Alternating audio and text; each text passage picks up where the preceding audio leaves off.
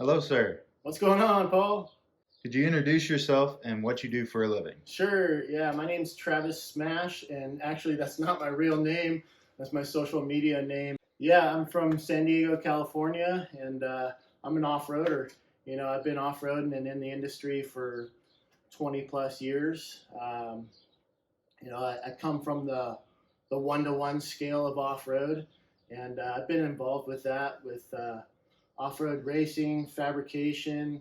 I've worked in the industry in composites, bodies, fabricating, welding. So that's really what I do still. I'm involved with that. I have a small business that I run out of my house and do e-commerce work for a couple companies, help them out, and just generally stay busy with that kind of stuff right there. Kind of all scales down to the RC stuff. Oh, yeah. Yeah, Oh, yeah. yeah. About how long have you been in the hobby and what got you into it? So that's kind of a cool question too, because I mean it's hard to pinpoint where it really started because I went back into the archives on this one because really where it started was with Tyco. You know what I mean? When Yeah. I was a kid, I'm 40 years old, so when I was a kid, hobby grade wasn't a thing, or if it was, it wasn't in my world. And the Tyco Bandit and the Tyco Fast Tracks were the two that were, the ones. And we had a blast with them, but like most kids, we'd just destroy them. And it kind of, we got older and got into girls and growing up, and RC cars weren't cool anymore.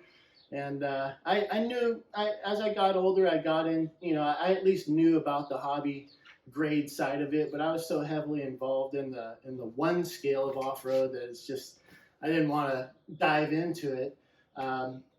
So when Trevor was born, and he's 9 years old now, right actually before he was born, I picked up an SCX10 4x4 in a trade from someone, a team associated car. And I had that when Trevor was born. I just kind of randomly stumbled upon that car 9 years ago. Trevor was into it. And of course, a baby at that time, couldn't really do RC stuff with him. And as he got older, I kept getting him a little bit better RC cars, over the past 9 years. And, we're starting out with just Walmart stuff. And, we went from, a little faster, then we hopped into a Red Cat at one point, which was a nice little stepping stone. And, we blew up transmissions in that thing. And I kind of, it was at least enough of a hobby grade to where I kind of got my feet wet with that thing. And, we kind of just, within the last probably 5 years or so, it's really just kind of snowballed for us to where Trevor's now gone from running into walls and trees to where he's mature enough now to put a nice car in his hands. Yeah. And yeah, it's more or less been an interest for a lifetime, and a snowball for the last 5 years, and really the even heavier snowball when the crawlers hit. Oh, yeah. Oh, Yeah, because that's where I found my niche with it. I was never really into the fast ones. About how many RCs do you own? Pretty much all of them are sitting right behind me right now. And the funny part about that question too is that I own two or three. You know what I mean? Yeah. Personally, I only own two or three, and like this whole hobby isn't even really so much about me. It's about Trevor, and I kind of let him guide us through this hobby, and he sees things he likes, we go for it, and really my 2-3 crawlers that I call my own, that are just my own, are what I have. And I might get into some fast stuff more. I got my own, that new Baja Ray 2.0, but the collection will keep growing. Yeah. For sure. What do you enjoy most about this hobby? Really, this hobby for me, it was unexpected what I enjoy most, and that really is the people of the hobby. And I thought these were just toys that you went out with and just zipped around, and 15 minutes later you're back and charging a battery. Once the crawlers set in, really, and we started linking up with people, and taking it to that next level, to where it's not just about like I said, like zipping around in your yard. You're out meeting up with a group of friends, and that companionship and the camaraderie with the people that you're out there with. I mean, the people come, in your lives and help you out. And I've had so many people support us to get to where we're at, and that's a huge one for this hobby. And really, number two, the thing that's huge for me on this hobby is just it's a father son thing. It's great. Trevor was never really, we tried sports, we tried Boy Scouts, we tried this and that. He just never really picked anything up. And just to have this father son thing that we're able to do is really great for us. Oh, yeah. Yeah. What do you try to bring into the hobby? So on that, I got a kind of a couple cool things. Is for one, this just a quick and simple one is that I started the Axial Base Camp Owners group on Facebook, and so that's kind of a cool group that's specific on the 10-3 over to the base camp, and it's been a cool group. It's there's about 2,000 members in there, but they're from all over the world. It's really cool to see people go in there and use that. But the other thing I'd say too is just I have my whole perspective on this hobby. It's starting to change a little bit now, but it's coming from the 1-to-1 scale. So I'm used to big trucks, and I'm used to shocks that are this tall, and I'm used to suspension parts that are gigantic that you're putting on trucks. And my thought process is literally a scaled down version of what's worked for me on a big truck. And so it's in some ways it works good for me because some things will carry over, some won't. But I think that my perspective with the big trucks is kind of something cool that I bring down with little ideas. And one of them that's funny that I found myself doing is hood pins. You lose a hood pin on the trail fairly often, and on the big trucks, they're lug nuts. So we're out off road and we're racing, we lose lug nuts, trying to do a quick tire change, so we zip tie 5 lug nuts on a truck's cage. Like, well, shit, hood pins are light. Zip tie 3-4 hood pins right on my frame. It's like, man, I always got a hood pin. So just a different perspective of how to do little things that maybe other RC guys aren't thinking about. Yeah. Yeah. Yeah. So a couple easy questions. Yeah. What's your favorite color? My favorite color is cyan. Actually, I love right in between green and blue. Oh, not a light turquoise, but it's funny too on that question because Trevor's favorite color's green. I've always kind of liked blue, and I like that center color right now of cyan. And some of my trucks and bodies have that color too, and that's why. Yeah. Now it's starting to make sense. Yeah. Yeah. Toyota or Jeep? So this is a funny one too because I'm a frame rail guy. Honestly, it's got to have frame rails for me, and that's what got me into crawlers is going in and seeing that frame rail on a vehicle.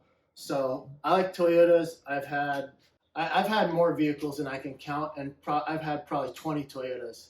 I've had they've all been 2-wheel drive, pre-runner, desert type stuff. I had an 84 Toyota that was fully caged, 22R. Ported and polished and just a ripper that you'd strap into, no windshield. I've had little street truck Toyotas, and like Toyotas if I had to pick between the two, but my driveway right here, I got 6 Fords in my driveway, so that's really, I'm a Ford guy, to be honest. That's what it's all about. And the Fords are cool too. You get the Ford out on the trail, and it's the one oddball out there. It's the one everyone thinks is going to break or blow up a transmission, and that happens too. But they're fun. What's your go-to tire? I'm starting to learn more and more that if you have the ability to know your tires, that there's good tires for certain situations. I've been using the Rupture lately. It's the hot cheater tire, and I mean, I love that thing on hard granite because it just grips and crunches on rocks like no other tire that I found. Hyraxes are really good and right there along with it too. I'd run Hyraxes. Trenchers I like, and I'm learning trenchers are working okay in dustier stuff because they just have more grab on the tire. So I'm trying to not limit myself to so much to a tire. What's the craziest RC story you have? So with this, this is a weird one because, I've got stories of breaking stuff and things flying off ledges, but I don't know if any of them are really crazy enough. And I started to think about this, and it's I've spent so much time off-roading and so much time doing these trips with Trevor. Really, it has evolved with Trevor, my style of going from racing to now an overland style, to where I'm doing 200 miles through the dirt for 7 days and having no contact with mankind. So when it comes to our scene, I have this redundancy built into what we do each time. Yeah. Because I'm trying to make the best experience I can for Trevor. And so it's kind of like I've got spare RC cars, I've got spare tires, I've got spare this, that, everything.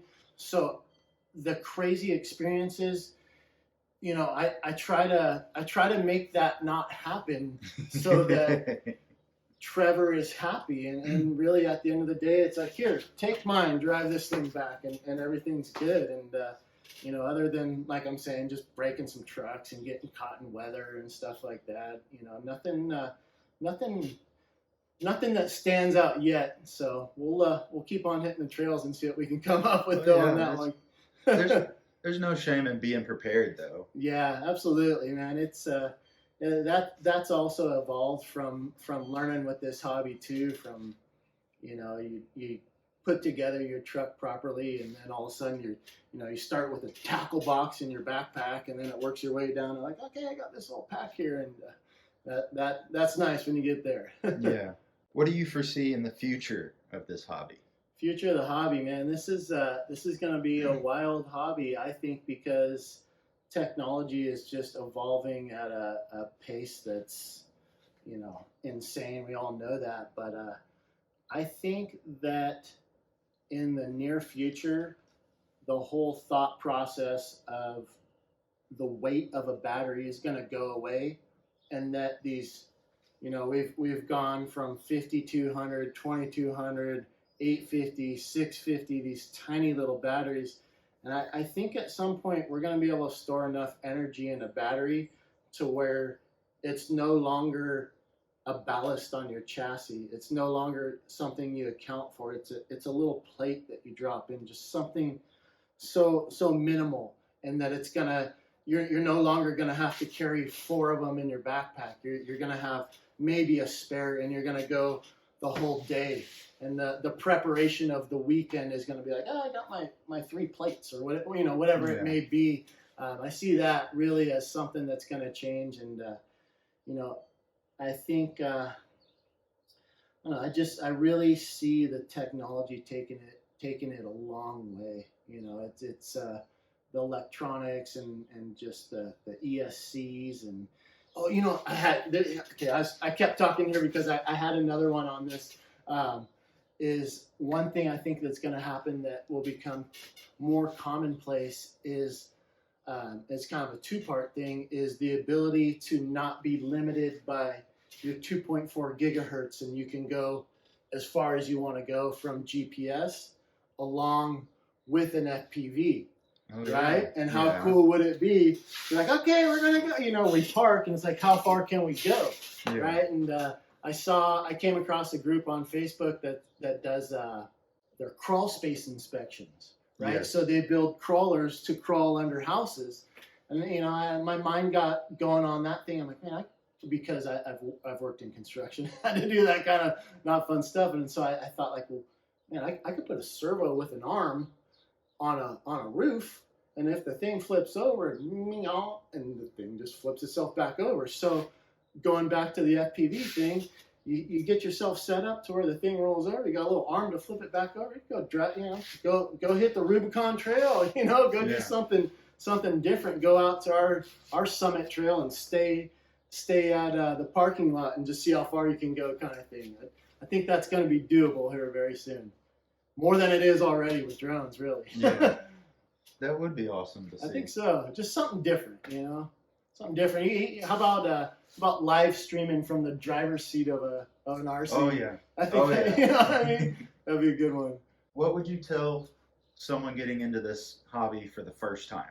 I think for the first time to get yourself something like I mean, if we're gonna say specifically on crawlers, to get yourself something like a ready to run 10-2 or Element, that's just a basic vehicle that there's a bunch of aftermarket for. Don't try to go over to the Vanquish or something real specialized type of vehicle. Stick with something that's just the aftermarket's there to support you. First modification, get a pair of tires on that thing, and then just join the Facebook groups, talk to friends, learn what works on the vehicle, and then make a mod, go out and test it. And it's one of the most satisfying parts of the hobby is just knowing that, hey, I just put this brass diff cover on and now my truck stays more planted. So take those steps up. Don't try to get out there and just run with the craziest trucks, the competition trucks on day one. Work your way up and enjoy the builds and learn on your way. And in closing, I like to bring up, do you have a favorite rig? And would you mind showing it off? For sure. So this one definitely is the one I use the most is going to be my Zoku Basecamp 10.3. Started out as a ready to run, and this thing has evolved very far. It's going to be this guy right here. And just put this coyote body on it. And I do this thing with my trucks too, to where I like them to be loud, and the color black is my color. The color pink and purple is not my color, but for one reason or another, on trucks it looks cool. And I honestly, I think it's because I'm an 80s kid, because when I was in the 80s, if you had purple parts on your BMX bike, like that was awesome. You know what I mean? Yeah. So I like these little purple parts and things like that on my vehicles because they just makes them stand out, and the contrast on the rocks is super cool. Zoku helped me out on this frame, and this is actually Zoku 001 frame for the base camps, his first one that he let out of his hands and gave to someone here. And this thing has gone from a simple build to where I look at it now and I'm just like, holy moly, it's a lot. And basically what this thing boils down to is a Mamba Micro X2 powering that thing that's all tuned through the computer. Nice throttle curve going on with that thing. I've got a Castle BEC supplying power to actually it's still the stock Basecamp receiver in here, 3-channel, believe it or not. Yeah, that's I'm due up on that. And so it's I was running this thing without the BEC, and it was getting hot. Like you could feel the heat in the side panel here, whatever the hell you call that thing. So I ended up running the BEC, and the BEC is kind of wild because the BECs ran into a splitter. And so normally you'd go, a typical splitter you'd pick up would be like a male that goes into your receiver that comes out that has 2 females. And the way that this thing's going is that it goes into basically the output of the BEC goes into one of the females of the Y, and the male coming out of the Y goes over and feeds into the receiver. But since I only have 3 channels on this thing, the other part of the Y actually goes back to right here. It's plugged in now from the last night run, but this guy right here plugs and unplugs off the Y to power the rock lights right here. Oh, okay. And so I'm running the rock lights off of 7.4 volts. You know what I mean? Rather than directly running them off the battery or trying to tie up a spot on the receiver, because the receiver's maxed out. You know what I mean? Yeah. I did pick up a 4-channel, and I picked up a better transmitter, but I got the dig dialed in right now, and until I'm ready to go down the next bridge of dialing that in, I'm keeping it. Moving on from that, it's powered by a Three Brothers Yellow Jacket 2100 kV. I run it on 4S. This is kind of a weird little setup. This guy right here is actually just a plastic spacer in here, and it's there because I need a shorter battery strap. That's all it is. And these little 850s that I run in there, they just don't really strap down nice. Fun fact on this thing that I'm going to release the info on this and give up this fact is that I can put a battery on the back of the servo right there. So Yeah. that's about as cheater as it gets right there if I want to go that way. But I found that honestly running it on the kind of come up with a name for a side panel here. Running it here doesn't really make a huge difference, and I like to, when I'm running with other friends, not to, have a little so much of a cheater, you know what I mean, to where I'm running my battery on the axle. It's got, let's see here, 1/10 scale servo behind the axle setup, Protec 170 TBL. Everybody always likes to talk about my funky, I call this a tie rod. To me, this is a tie rod and this is a drag link. I come from the one scale world, and that tie rod for steering, this thing's dragging. So this tie rod right here has got the weirdest bend in it. And don't get me started on terminology with I swear. 1-to-1 to Yeah. RC, because we talk about droop. This is bump, not droop. This is bump. full bump. This is a bump setup. But yeah, I don't even like to get into that either. But so the deal with this is, in all the designs of these frames, they all kind of kick down to where, you want a bumper to tie into the body. And I was talking to Paul about this, and he recommended a brazen to me, where it kind of kicks up and then comes down, which would allow me to run a straight tie rod. Because another one coming from the one scale world is when we build these off-road trucks to go launch 5,000 pounds, 60 feet through the air, we're trying to get as much bump travel out of them as we can. And so I make my performance crawlers axles hit the frame. Yeah. You know what I mean? That's just what I do. And you can't exactly hit the frame and be able to steer when your servo, arm is a good ½ inch up above the frame rail. So that's the reason behind the funky setup there. I run a plastic housing in it. I broke 3 or 4 of them. They're $10. So until I give in and get a trail, you know what I mean? I'm keeping this guy. The cheaper housing I don't want to get because I don't want to go too far past a 60/40. Yeah. That KYX housing for these things real heavy. I am running big heavy brass portal covers, and I have brass knuckles on it. I painted them black recently just so they stand out less because it's kind of going all black with the theme of it. The wheels are kind of a trip too. I've run a lot nicer wheels than this, and I have nicer wheels I can run, but these are the stock Element SE plastic wheels on this thing. And I've got some giant 15 millimeter spacers on them, SLW hub kind of setup, and these things just happen to work out with, from Element having the 6-bolt pattern to where you can mess with the offset on them. And the width I pushed out to about a Capra width, so I didn't have to trim my Coyote body too bad.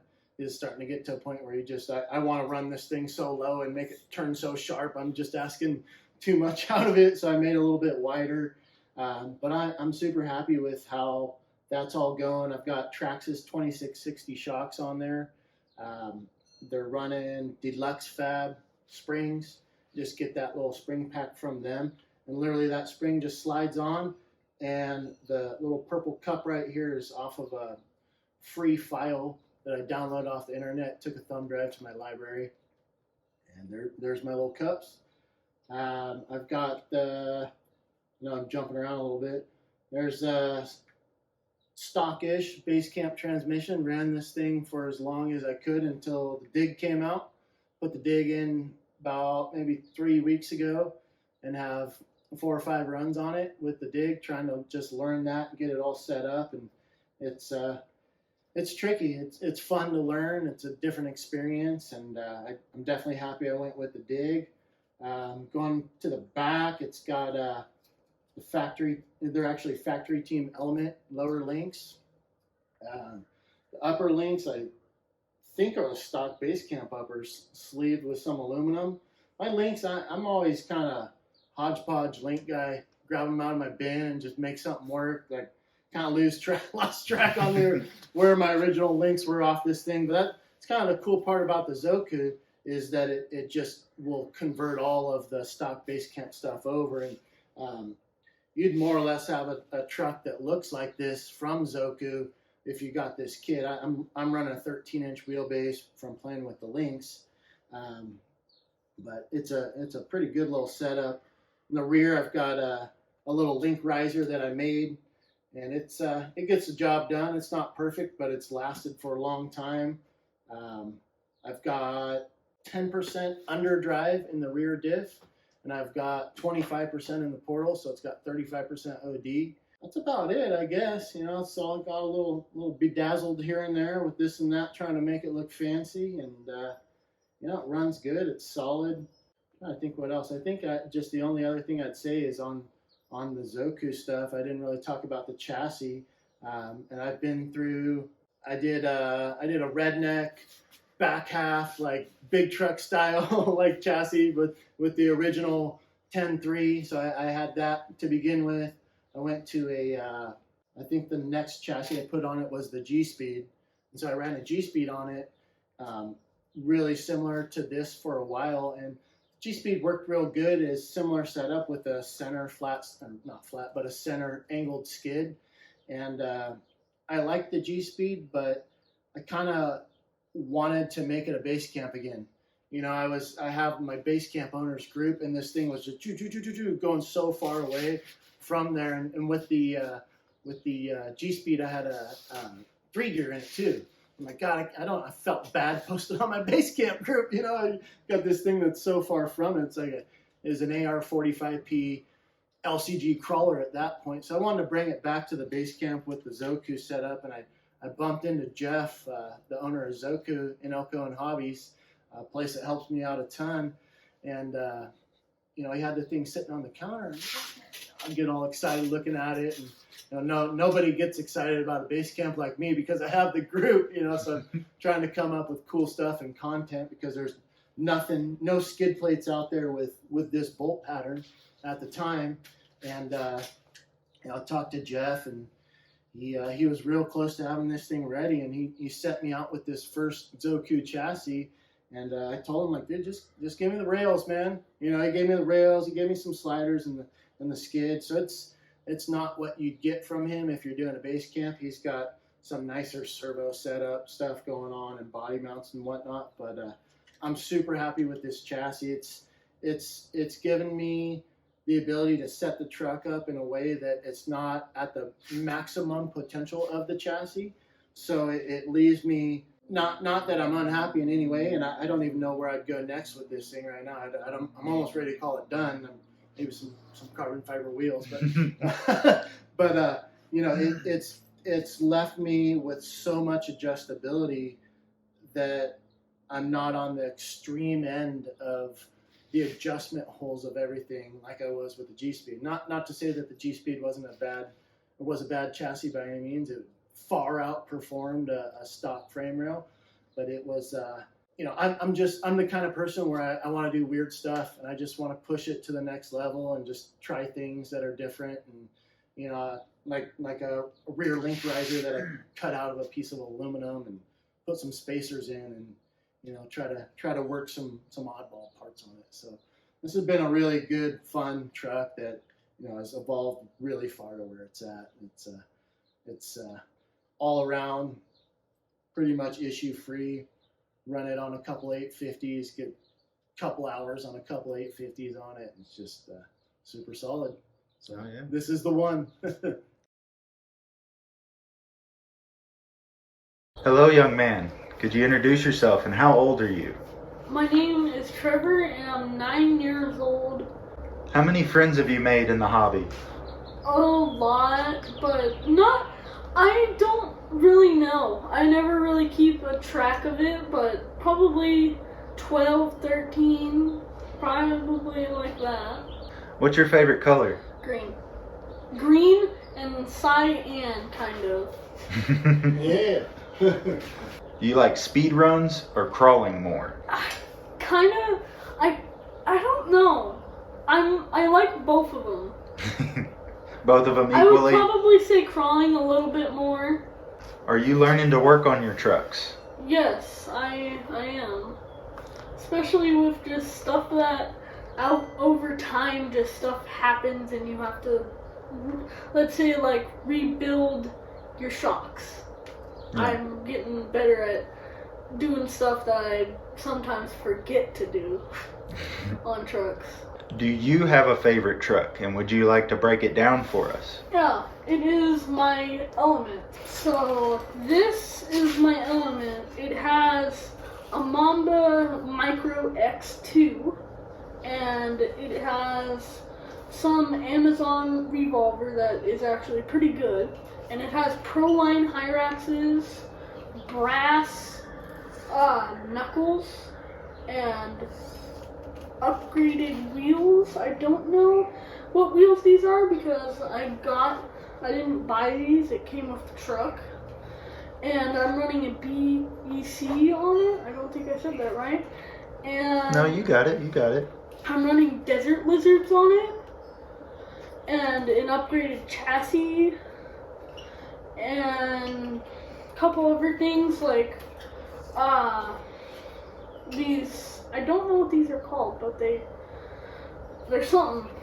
I think that's a link truss, right? Yeah, those Yeah. are from 1/10 scale, and it's a rear axle truss and link riser in one there, and then the front is a truss and servo and axle mount.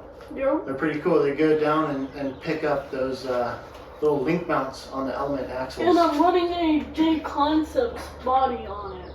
This J Concepts F3 to 150. And it's just, it's always been a nice truck. It's very solid and tough. That's about all I gotta say about it. All right. That's awesome, Trevor. Thank you. I'll put